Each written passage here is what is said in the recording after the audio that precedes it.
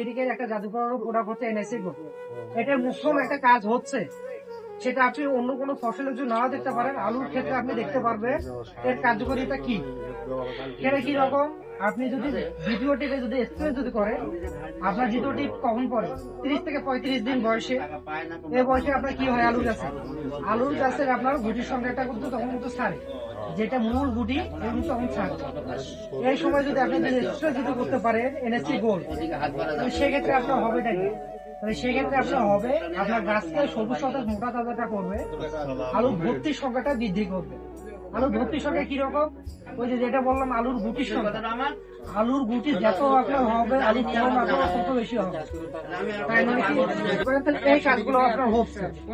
এখন এটা আপনি এনএসসি গোল্ড আপনার কাজ করলো কি না করলো তারও তো একটা প্রমাণ নেওয়া দরকার আছে, তাই নয় কি।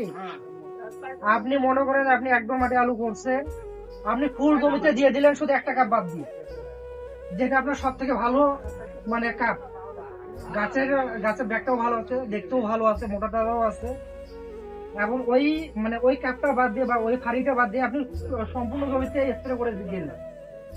আপনি তারপরে হলো আলুর গুটির সংখ্যা ভালো কি না ভালো তার তো দেখতে হবে। আপনি যেখানে এনএসসি গোল্ডটা ব্যবহার করছেন ওইখানে যে গাছটা তুলবেন, যেখানে আপনি এনএসসি গোল্ডটা ব্যবহার করেন সেই গাছটা তুলবেন, তাহলে আপনি নিজে হলো প্রমাণ করতে পারবেন যে এনএসসি গোল্ড আপনার কাজ করছে কি না করছে। তাতে গোল্ডটা কি ব্যবহার করা যাবে কি যাবে না? আচ্ছা, এনএসসি গোল্ডটা যদি ব্যবহার করা যায়, আমেরিকা এনপিকে যদি ব্যবহার করা যায়, এই দুটা তো আপনি চাক্ষুষ প্রমাণ, যেটা যে সিস্টেমে দেখাই দিলাম, এভাবে যদি দেখতে যদি পারেন তাহলে আপনি কিন্তু রেজাল্ট কিন্তু হাতে কলমে পেয়ে যাবেন।